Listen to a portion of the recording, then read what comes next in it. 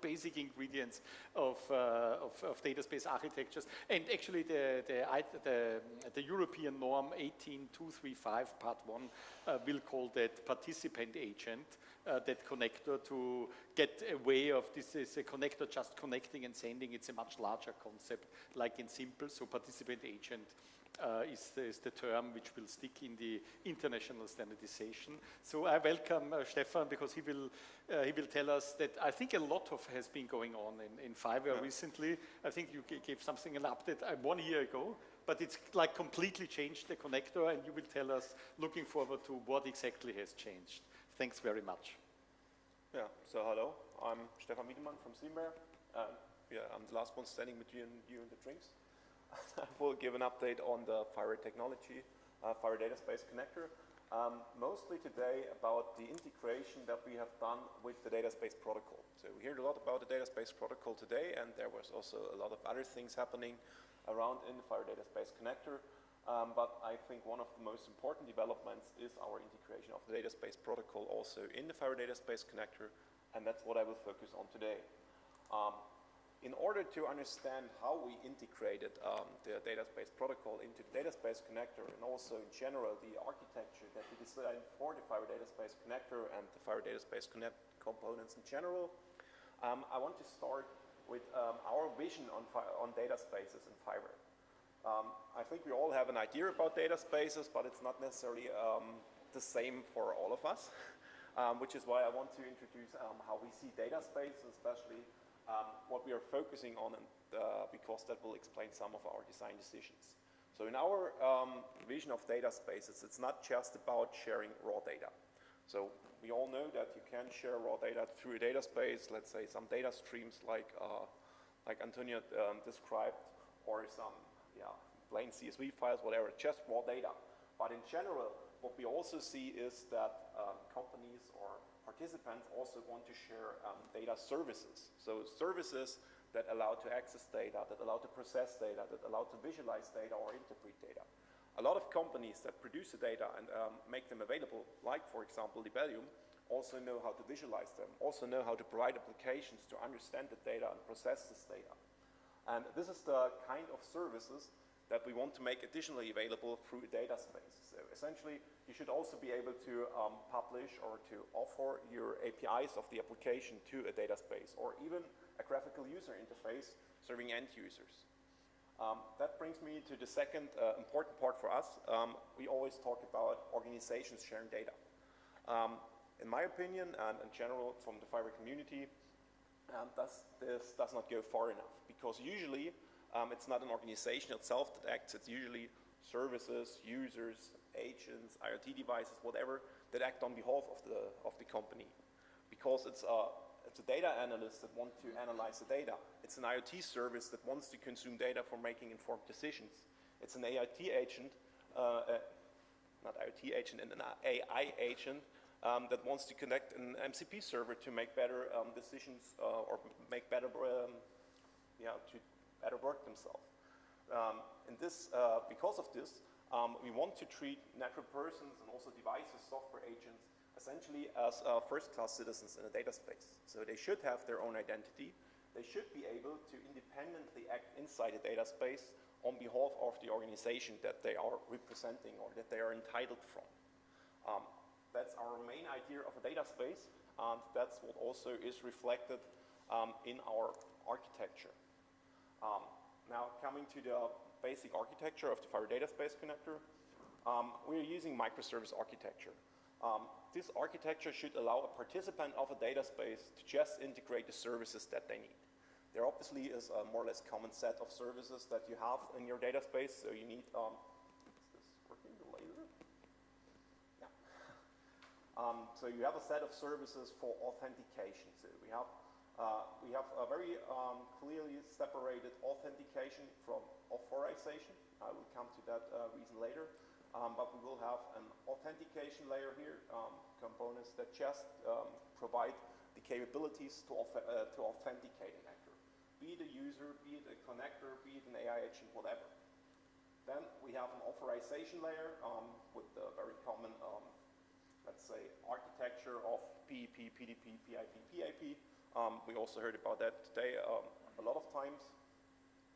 And we also have, as a third component that is present in nearly all of our connectors, a set of components mostly focusing on providing catalogs and let's say the product lifecycle management. So how can I offer a data product, how can I contract it, and how is it integrated later into the flow, mostly in terms of how to make it accessible to a consumer. When we designed, in addition, we have some components for logging, monitoring, remote anticipation, whatever you require for your data space or even only for your own business. You can plug it into the data space connector and use it later. But I would say those three pillars are mostly essential for providing data to the data space. They are present in nearly all of our connectors. In terms of protocol, we decided to focus on a lot of standardized protocols and APIs for providing our stuff. Antonio talked already about NGS-IOD, but that's more on the application layer. That's why I don't recognize it here a lot, because essentially you can provide every kind of data through the data space connector. More important is the authentication framework that we are using. We decided to use OpenID for verifiable credentials as the standard protocol for exchanging verifiable credentials and authenticating into our data space. One reason is for having it connected to or having it supported and compliant with the UD wallet. I will go into more details on why we also use it in the next slide. We are using ODRL for the authorization policies. We also already heard about ODRL. In contrast to the EDC, we mostly focus on the Team Forum APIs for providing this marketplace functionality for providing catalogs. Team Forum APIs, Team Forum is an organization coming from telco background, defining APIs for catalog, product lifecycle management, and so on for, I think, 10, 20 years now.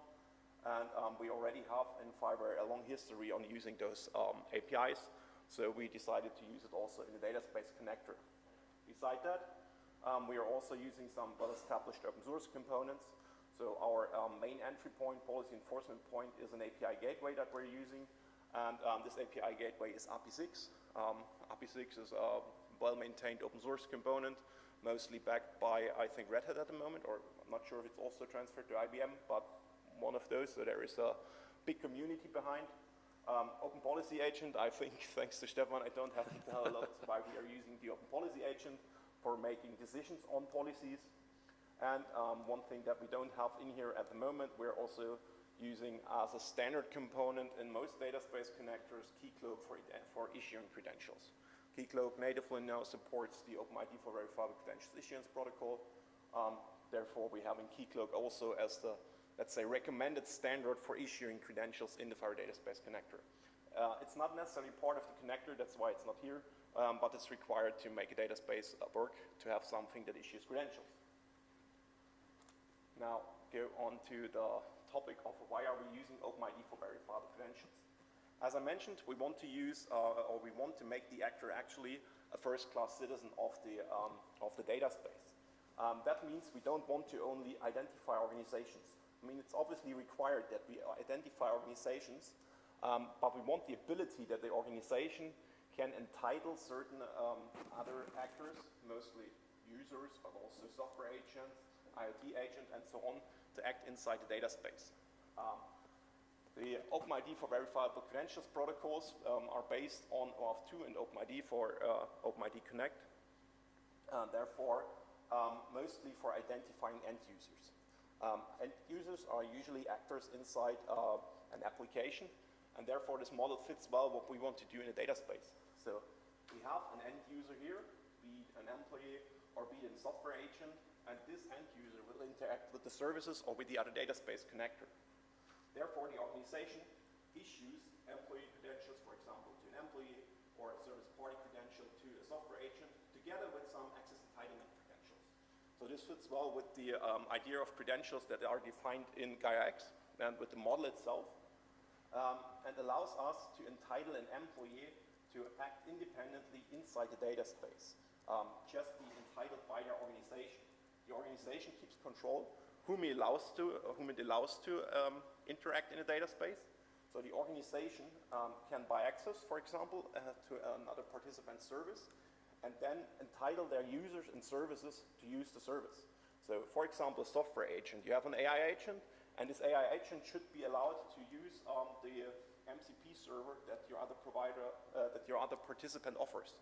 And maybe only during certain times, because you have, let's say, a payment model for the data usage that is cheaper at night. So you give your AI agent credentials or the entitlement to work with this participant, and you can do this just based on the X entitlement credentials. The software agent then can identify itself together with those credentials, with the service party credential, the X entitlement credential, and most likely also the membership credential, which doesn't need to be bound to the organization if the user uses it, because it doesn't contain confidential information. And we have the trust chain intact because the service party credential is bound to the identity of the software. With OpenID for verifiable credentials, we can well do this. So we decided to use that for our data space connector. Now that I have introduced the general architecture and also the idea of authentication in the data space connector, I want to get a step further. As you know, we do support the Team Forum as our base API for the catalog and so on. But there is clearly a need to support also the data space protocol. Data space protocol became more and more important in the world of the data spaces, and it's also not something that we can really ignore. So we search for a way to integrate the data space protocol into the FIWARE data space connector. Due to our microservice-based architecture, we were able to just extend it with some additional optional components. You might remember that I already told you could plug in a logging service, a remote attestation service whatsoever. And now you can also plug in essentially, we call it FIWARE data space connector Eclipse data space component that you can just plug into your connector and then also offer the data space protocol to the other participants in the data space. We decided to just use an extension of the standard Eclipse data space components. So as you might know, Eclipse data space components is essentially a set of libraries. Now we selected the libraries that we needed and build it together and into our own FDSC EDC implementation.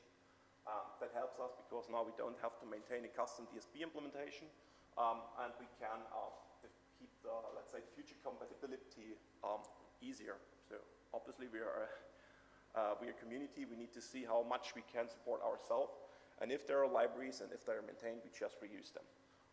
Therefore, we now have those components. As a second step, and that's what you can see also here, we get into the library, did go into the libraries, and we very clearly separated the data space protocol from the decentralized claims protocol. For those that worked with the Eclipse libraries before, they are not always very much differentiated from each other, and most EDC implementations are directly coupled together with the DCP. So most Eclipse implementations can only be used with the DCP. Obviously, since OID for VP is our standard authentication mechanism, we did not want to only have DCP, but we would also support, to support the connector through the OID for VC protocol. That's why we separated both of them. And as a third important step to really have an integration with our FIWARE data space connector, we essentially replaced the storage layer of the EDC components with a storage layer that uses the Team Forum APIs. That allows us to define the product offerings, the catalogs, product specifications directly inside the Team Forum APIs and use them transparently through the data space protocol, but also through our standard marketplace mechanisms. As a provider of software, you can now offer one product offering. You can make it available through the graphical marketplace that we have in the data space connector, for example, or we can use a data space connector and use the same product offering also through the data space protocol. So you only have to maintain one, but you can make it available through all the protocols that your connector supports. To support that, catalog offerings, agreements, and so on, from the EDC are just translated into the format of the Team Forum API and vice versa. So we have made a huge effort to really find the corresponding objects and mapping them together. So there are diagrams, but in the end you also see catalog and negotiation. There might be different names, but in the end it's always the same. So there is a mapping, you just need to find it. We did this once, and now we have a really integration within the FIWARE Data Space Connector. Because having this always reflected in Team Forum helps us also to integrate the bot product into our identification framework. So if you buy access, you can also get the automatic integration with the provisioning of the service. You can get the automatic integration into the trust lists, for example, and so on. I will go to more details on how this actually works now. As first, just a plain flow, essentially how a standard negotiation and also transfer process happens through the data space protocol, and how we do this in a FIWARE Data Space Connector.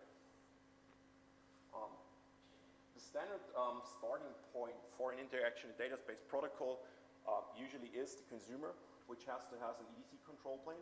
It does not need to be a FIWARE Data Space control plane. It's just a requirement that it also speaks the data space protocol. That's why I explicitly called it just EDC control plane, and you usually have a data plane, data consumer, however you want to call it, but another component that actually then is able to transfer or request the data. The EDC control plane from the consumer side will send the catalog request to the EDC component on the FIWARE Data Space Connector. The Data Space Connector now will go to the Team Forum API, retrieve a Team Forum catalog object and its entities, translates it to the decat-like catalog from the EDC, from the data space protocol, and put it back to the consumer side.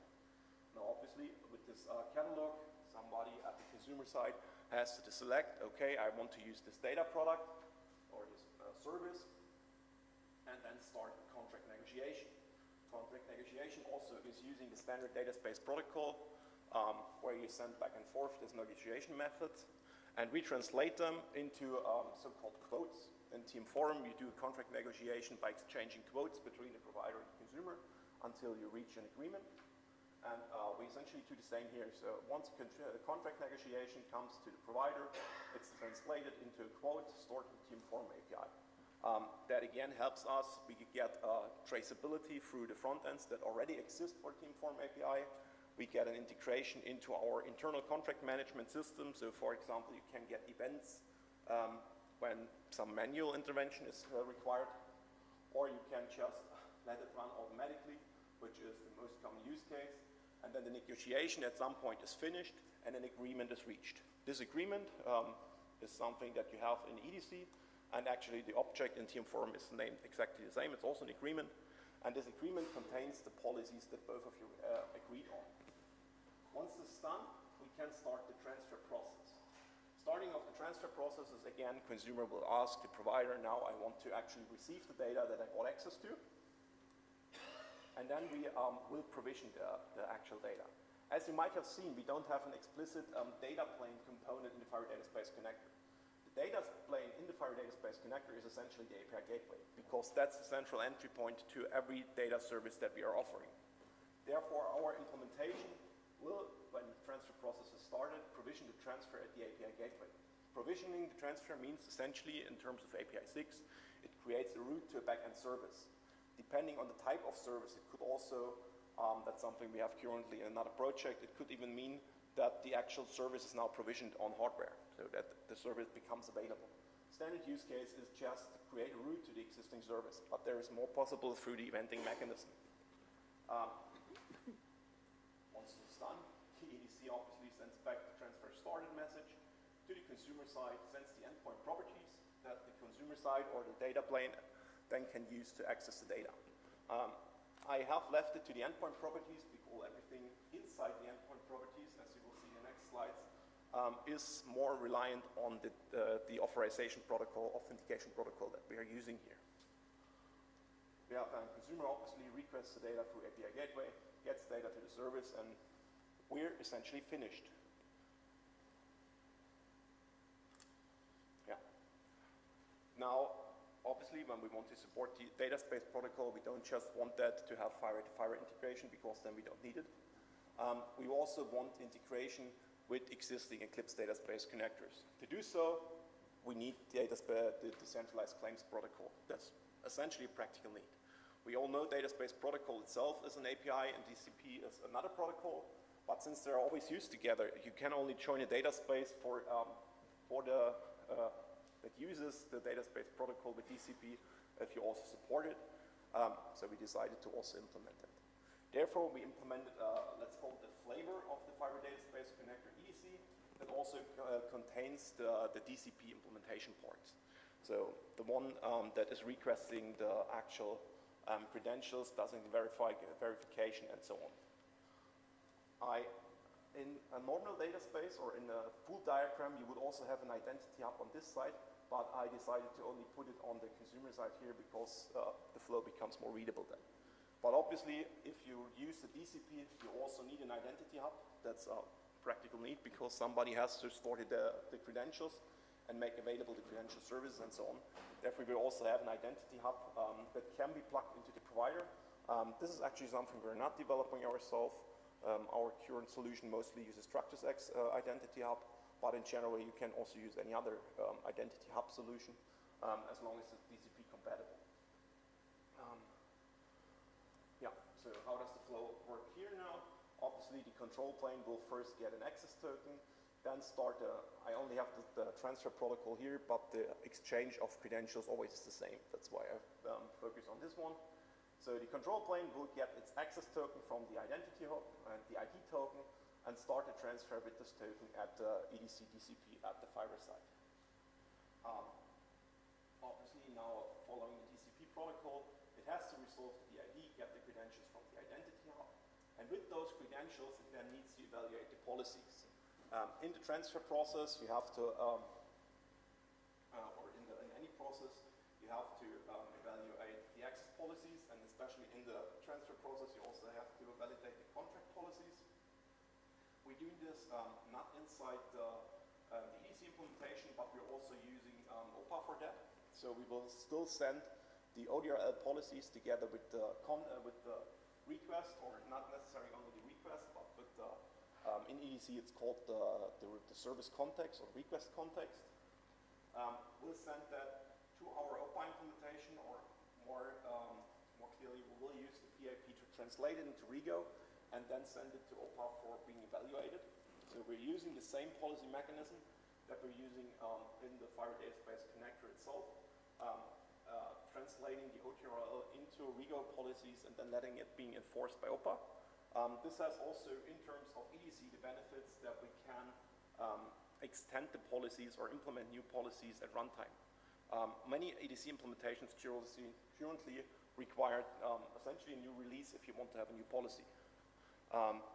We don't have that requirement here because you can provide, we call it mappings between ODRL elements and Rego, corresponding Rego policies, functions, methods at runtime, and that's what we're also using here. So the policy decision point will report in the EDC case the result of the evaluation back to this component, to the FTC EDC. That's based on the implementation of EDC. It made the most sense to integrate it that way, and then it can continue. So provisioning of the transfer then, as mentioned, happens by creating the root and the API gateway, and in addition, we also have to send back the start message to the consumer-side control plane. The start message will contain endpoint properties, which has the concrete URL to the API gateway, but not only the API gateway, but also the subroute where the service was provisioned to, and also a JVT token. This JVT token will the consumer use to actually access the data. That's again standard flow in the DSP DCP world, and this JWT token is obviously signed by the EDC component on the FIWARE connector side. So our API gateway will just read the JVKS and verify the token, the incoming token, and then forward to the service. That's more or less the implementation of the DCP. Not very spectacular, but well working. I think the idea is to have it not spectacular, but working, so it works. In addition, We also want the integration with the OpenID for verifiable credentials issuance. Part of verifiable credentials protocol, where we have the main difference of having the credentials not only held by the connector, not only the organizational credential held by the connector, but also the data consumer itself has its own identity. So those identities can be different to that. And the identity of the connector here also does not necessarily need to be the identity of the organization. That's somewhat the protocol that was described today in the X-Road presentation. You have multiple agents of one organization, and you want to have those agents having their own identity. We're doing this here. We're essentially letting the organization issue credentials to its connector, to its agent, however you want to call it. And those credentials are also bound to the identity of this connector. Now, when we start the transfer process, or we want to request a transfer process, we are not going directly to the FDC EDC on this side. Right now, we have to use a FIWARE connector on both sides if you want to use that, because there is no other implementation that we know of that also supports OID for VC for EDC. Therefore, we also have to use an FDC EDC here, and the consumer side then also would need to have the authentication authorization framework, because obviously also all callback messages need to be authorized. I left it out because it becomes unreadable if I put every component in here. Now, as a first step, when contacting the EDC here, we obviously have to authenticate. All requests now go also through the API gateway, so that we can use the standard mechanisms of the FIWARE components. And in this case, the EDC would go to the first, the well-known endpoint of our verifier, or of our EDC endpoint, the well-known OpenID for credentials endpoint, and there find out where the authentication endpoint is.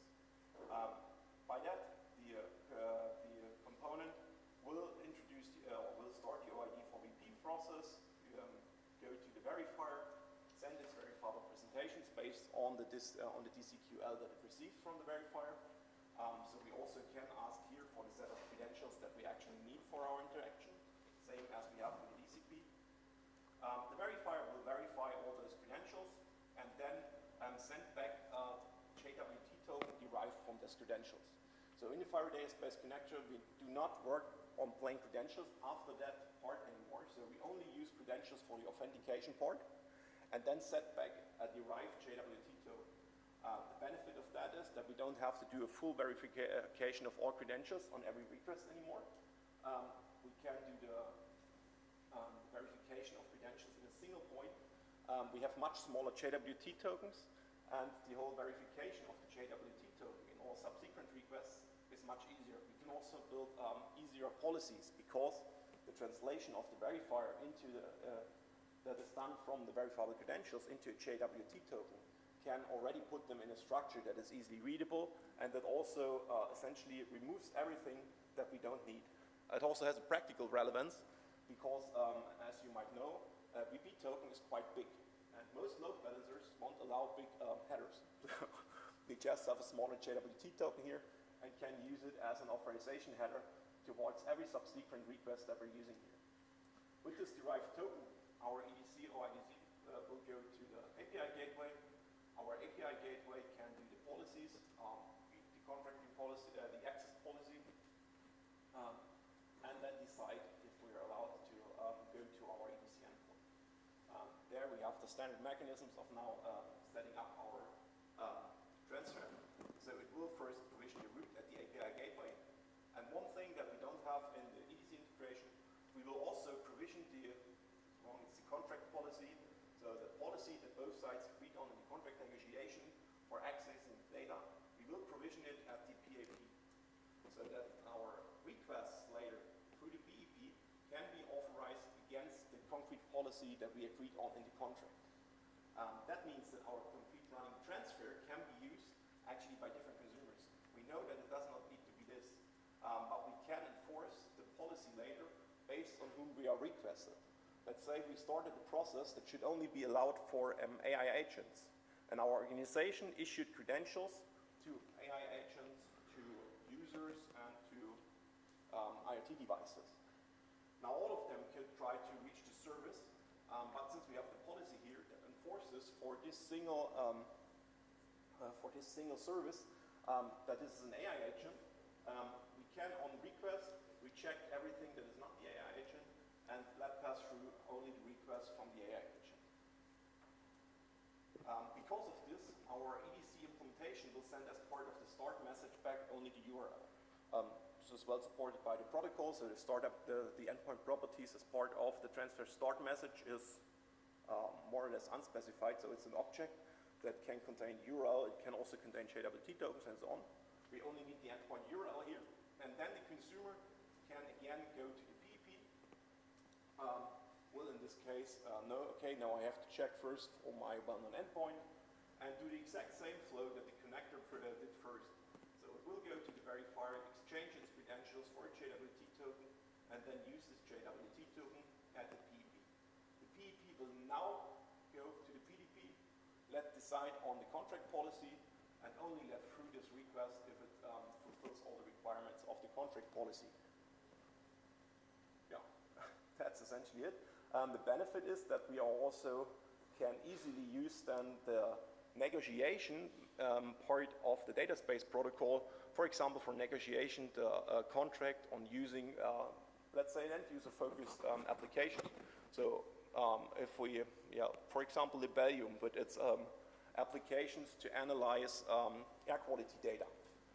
We could do the negotiation through the DSP and then let a data analyst identify itself with its own credential as a data analyst and use this front-end application. We can use the UD wallet for authentication here and have a full integration of the system with OpenID for verifiable credentials. Yeah, that's essentially what I had to present today. Yeah, obviously funding information. And I think you don't necessarily need this. This is the link to the product, to the presentation, but Christoph told me that it's sent around anyways. Yeah, right. Yeah. So, yeah. If we still have time for questions, you can have questions, but I will also be around later. Yeah. Thanks a lot for the in-depth architectural and protocol specification. There is actually only one element where I need to slightly correct you, but you couldn't have known that. We will present tomorrow, and that is the only organizational thing which I'm going to tell right now. We will present tomorrow an EDC version where we have implemented OpenID for VC. So I would love if we can demonstrate at the Tech Theater in the summit how the FIWARE OpenID for VC and the thing we done would be able to communicate using OpenID for VC. That would be, I think, terrific. Would be amazing. I only learned about that pretty again. Yeah. No, we kept it a little bit. That's why I said the only thing that I know. Absolutely, I mentioned it. Thank you very much for listening and holding up with us until that late time. As a, not surprise, as a kind of reward for your persistence in discussing and watching and listening, I herewith opened the, how is it called, the network reception. I'm happy to meet anyone and do some discussions there without any stress for timing. And I don't even know when we are being kicked out at the hotel, but we can try that as well. Thank you for joining. See you tomorrow, 9:30 latest. Thanks for joining. Have a nice drink over there. Thank you.